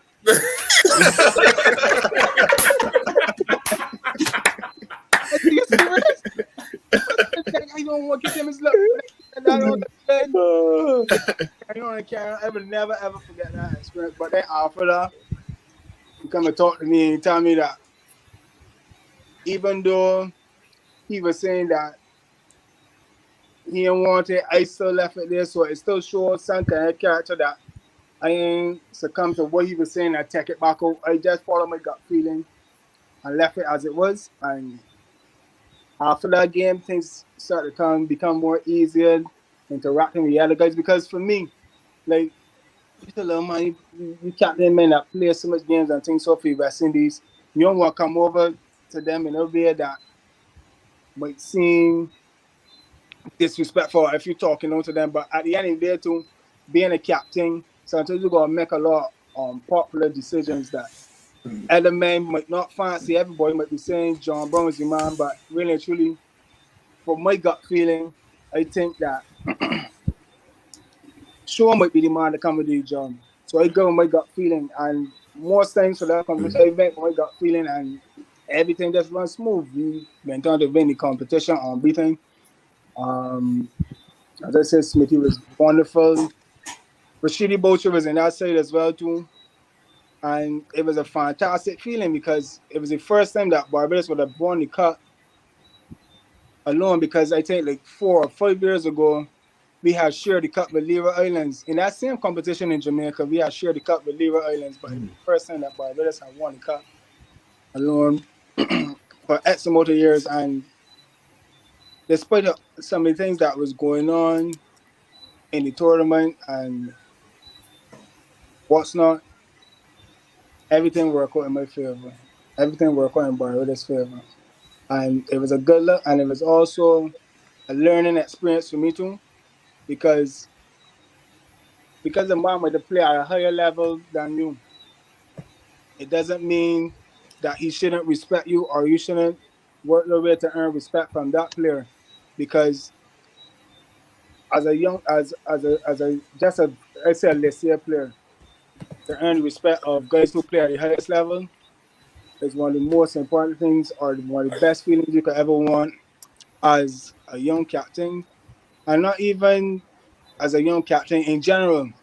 Even if he's a captain or captain not, for you to earn the respect of other players that would play at the highest level, you can't ask for no more. That's why he said that when I leave this cricket, I can leave with my head up high, perform well, won a cup for Barbados. Can't ask for no more. True. Can't ask for no more. True. Wow. I don't know if any of the other guys got any questions. Right. On behalf of the guys, though, I'd like to say thank you. Thanks for coming out. Really appreciate it. But before I let you go, is there anyone you'd like to see on bench talk? But you gotta plug us in. You gotta be the agent on that one. I want to see Kimar Roach from bench though. Again? Again? Yeah, girl was here. Yeah. Got early. He was here early.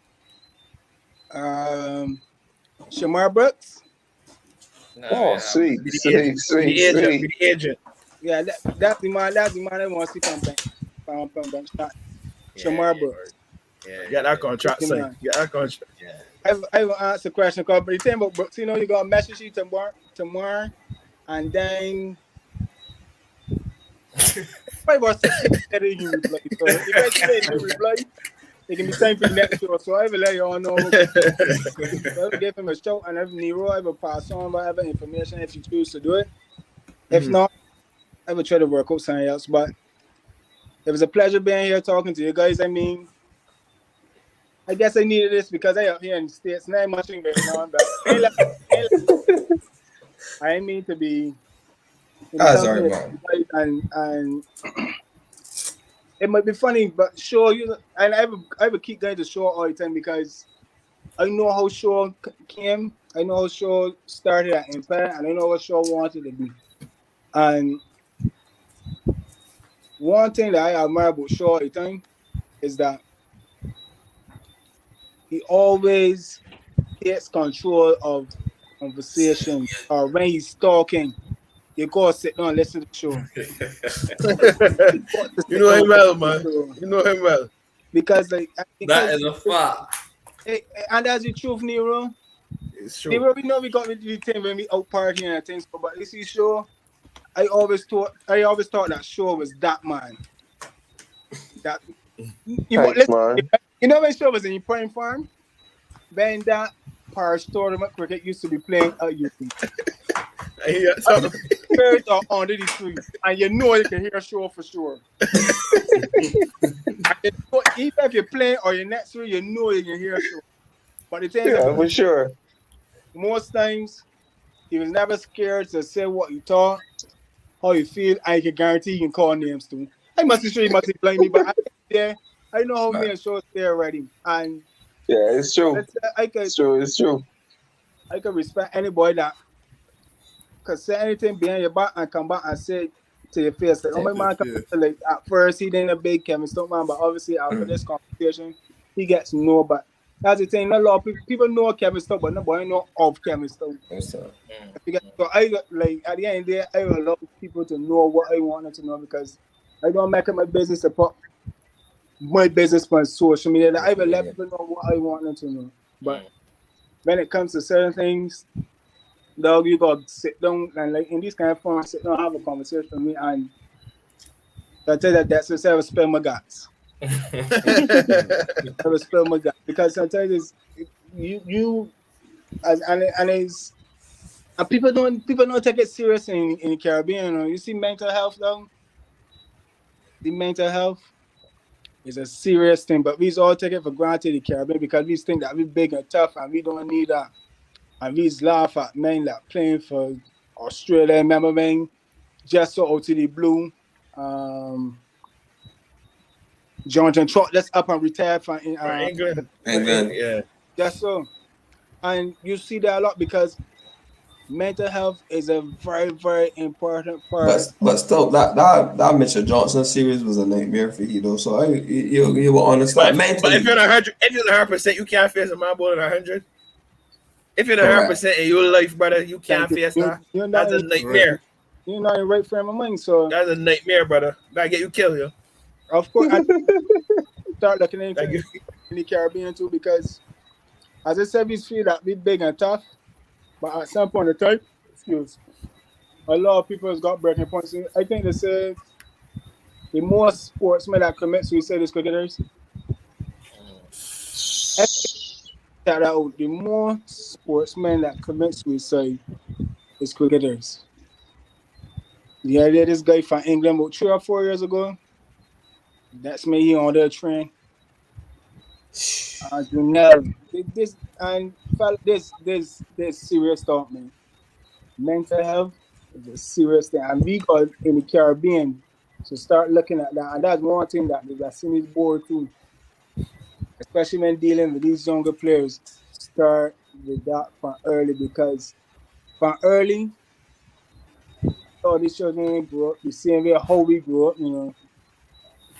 A lot of these men that come in know more things skin than anything else. By far, boy. By Think far. you can tell a fella something, man, Reaction. he don't like me or this or that, but that's not the case. We got a lot of fellas now that come up so soft and like, oh Lord, Pampered, boy. you got little milk there upon your chin there, son. Let me come and wipe it off. You know, back in Hmm. there, your mother say, you should be trying to wipe your milk properly, man, in here. And you can't cook. But then, because them same fellas, when they find themselves in hard situations, they don't know how to get out of them. They don't know how to get out of that situation because It's true. them in one comfort zone, and when they go outside that comfort zone, they may accustomed, they may know how to adapt to it, they may know what to do. Mental health is one of the biggest aspects in this game called cricket. If you don't got a clear mind, you can always struggle. You can imagine, listen to me, right? And I can tell you, there's another chronicle for by Nero. And honestly, I did not know. I honestly did not know. But I ain't calling it, but a certain man was batting, right? And the man was poking and poking and poking. And I was saying smart and say, I wonder how that man to feel walking up on you girl inside the club the other night. And the next ball, the man like go swipe and get out. Boy, can't come and get kill you when you come over here and get bust you in. I support you. But really, truly, the man getting horn all the time. The man was getting horn all the time. I really said, I wonder how that man to feel walking up behind. I ain't know what club this woman is in. You bluff. All I just said is I just wonder how that man walked up behind. And the man let go or swipe the next ball and get out and cussing. And the man telling me, when you come off of here, you had his mind. This and that. So I tell you, you see, dealing with mental and talking because like you will never ever believe that anything so was going on with them because he might come out like we're normal. But then the man that trigger and you just go through them things in life too. Then you trigger It's at true. that point and snap a finger because like we see all kind of things, we see all kind of people going wrong. Just so a man up and kill a woman. Nobody will never ever believe that this man want to kill his wife or kill his girlfriend. But why? Because he mental health dog, and that's one little thing that just set it off. Yeah, yeah. And that changed the whole story, changed everything upside down. But I even never called that man there, but me and that man is still. But what got me is that the man don't want to kill. It was just roughly a little bit, but I didn't know that was going on. So you gotta be careful, fellas. You gotta be careful. You got to be careful. So before you go quick, so you gotta plug your story. You gotta let people know what part of Black Rock. I mean, Alright. you can't miss the container. It's true. So it's everybody like, all right, I'm going like nobody doesn't know. Real bosses, real horses is store. The store that's made to tailor your needs. It's located in Black Rock, opposite Car Zone, just before the pet shop. On the left hand side, once you're coming from the mental, you pass solo, and just before uniform and dress shop is a yellow container on the left hand side. Wide variety of things. We carry polo, we carry joggers, we carry dresses, we carry undergarments for the ladies. You could come and check us out in Black Rock. Real bosses, real horses, the story. I Thank mean, you, get sir. this said. I mean, get What's this it? said that you was watching Bank Stock, and Kevin And Stoute sent me here. Stoute, as Nero would have said earlier, we want to really thank you, man. You know, I mean, I someone who been following cricket for years, obviously, but I never asked like on like Federer and Nero. I don't really have much conversation with the players. I see yeah. we show each other, but you know that's why I enjoy formats like this. They already sit down and hear a man's story, and I think Stephen Leslie would have alluded to it earlier. He said that you should really, I think he said something along the lines of, oh yeah, he said Document. you're there from playing from the UE Vice Chancellor squad to the West Indies A to be an entrepreneur. Basically saying, you need to document your experiences. And, from hearing you talk, so, I really would like to see you in some sort of a forum where you could mentor to give back. And from hearing you talk, no, I don't think that that's something that you necessarily need to get a call for to say, well, Correct. Kevin, I would like to hear you. I would like to have you, mentor this session or mentor this session. From hearing you talk, I believe that you got the ability to come up with something like that on your own, to build some sort of formula on your own, and to really mentor the young cricketers. I believe that you are someone that young cricketers coming up know could really relate to. You can relate to you on the cricket field, and it can relate to you outside of the Okay. cricket. You know what I mean? So I would really like to see, I would really like to see you in that capacity, um, um, um, in the future. That is for sure, Stouty. The funny thing about that, I don't know how many guys that follow me on social media, but I remember when we first had the first lockdown and then the restrictions were being eased. There was a group of young fellas that were from the farm. I don't know if you guys would have seen me training with some fellas and flipping some tires and running up hills and doing Mm-hmm. some distance runs with these guys. And honestly, all these guys really wanted was somebody to just listen to them. And these are more fellas from in the ghetto, you know what I mean? But you're saying to carry on my knowledge and speak to other young cricketers and stuff. But I very come from Black Rock, St. Michael. I was surrounded by farm, Deacons Road, all them people, and most of those guys come out and shop at my store. And sometimes we sit down and have conversation because you got fellas that be slick too, you know what I mean, man? Stop my head down today, yeah, man. What you can do for me and thing. Mm-hmm. But when you pull that fella one side, because you can't do it in a way that because you gotta understand the kind of individuals that you're dealing with. And you talking to a man from out here, you can't say certain things in front of he that if he friends there and you might not be embarrassing, you might not think that it's embarrassing, but it might be embarrassing to him. He might react in a way that you don't want. So then you could carry that man one side and talk to him recently and tell him that you know that you understand the situation you're coming from. You might not got no money now, or you might not got all the money, but what we could do for you, we could work a little layer plan. You could come and put down a little $15, put down, because I can't afford to come and give you something because I ain't there. I cut it into You my got bills to pocket. pay, yeah. My bills to pay. I still got people working for me. I still got to deal with all the other little aspects of my life. I still got my son to deal with. I still got mortgage, all different things to pay.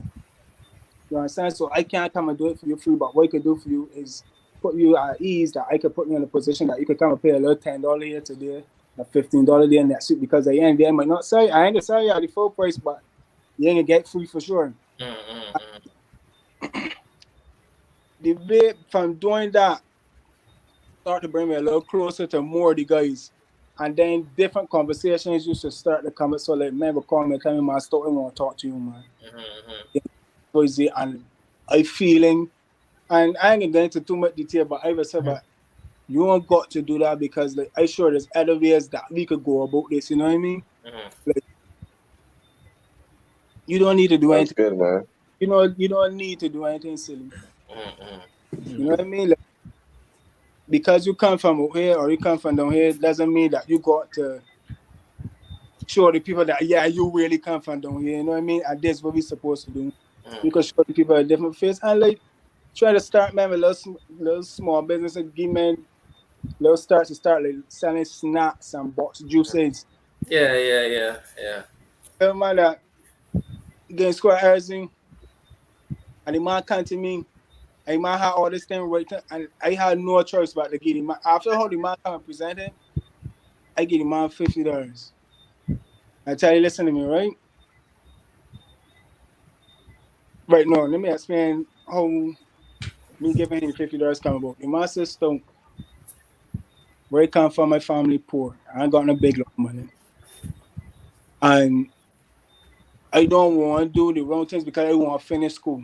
I want to get through school. You want to get to school, but you ain't got enough money to, make school meals or get canteen money.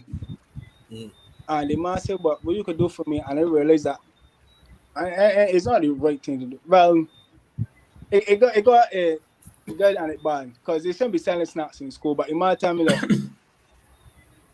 I know that if I get a bag of lollipops and a bag of twisties and fruit roll-ups, that if you give me $50, I know that at the end of the week, I can make $250 and I can bring back the $50 bill for you. Are you sure about this, brother, man? I'm more certain about this here. Everybody know me at the school. I give mine $50. Sure. But Saturday morning, when they open the store, the man pull up on a bicycle and hand me it. So, it had the money rings. He had it before.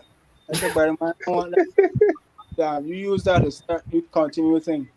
And to this day, the man got a little square thing, and the man that sells snacks in the farm right through from in front of your house now. That's a great story, Stoute boy. But this is thing I'd feel happy about that. Yeah. It's not like I would go there and advertise that or say this or say that, but these are things that Kevin Stoute is doing behind the scene that not a lot of people ain't gonna know. Yeah. When my cruise, I think so, come up, man, it's tell me I didn't come to you cruise. I just got to my bar boys there, but I had 8 cruises. I had 8 cruises and not one fight from my cruiser. But it's got a bougie cruise going on. Man, pay him beer medicine. So you don't want to come and support my team because I got bad boys and team, but you can be bumped. You can be happy to go to a bougie cruise. And then next man here, ping, ping, ping, ping. So at the end of the day, it's not because you got bad boys there or people that are supposed to be bad, but it's how you deal with people. Yeah. That will give you that level of respect on how they will react with anything pertaining to you. If men will talk to you and don't respect you, don't do anything still. But if a man respect that, you try to make an effort for them to help them in different ways, then you try to behave the best of anything that you'll be doing. If you're putting on a show, if you got a breakfast party, whatever, you could guarantee that then seeing people will come and that everything good, no problems, right? We could do a little thing in this corner. All right, cool, no problem. You could do that, no problem. And at the end of it, it's gaining respect from people. Like, I could go into a school, as you said, and talk to youngsters about cricket. And then hard for me to do. It would be a little more difficult for me to try to relate to a herd man because, as I said, you could say the wrongest thing and that could trigger you off. You start to react in a different way that you don't need. So if anybody was approach me to come to speak to younger cricketers or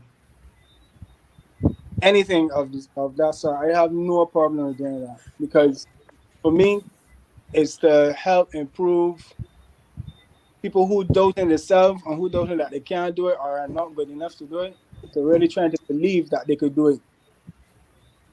And put in them head that don't matter, as I said from the beginning, don't matter what people think about me. I know that I am capable of doing it and I will continue to do it to the best of my ability until I'm ready to stop. And nobody in this world, unless he's the Father of God above, will judge you or determine how well you can do what you set out your mind to do. Facts. Stoute, really enjoyed this conversation tonight, but I really did. So once again, Stoute, I want to thank you. I want to wish you all the best in your career going forward. Whatever path you choose to go down, I want to wish you all the best. I also want to wish you all the best in your entrepreneurial ventures. So and once again to the viewers who continue to tune in each and every week, we just want to continue to thank you for watching, and don't forget to like, comment, and subscribe when you do watch this video. Thank you and have a good night. Respect, fellas.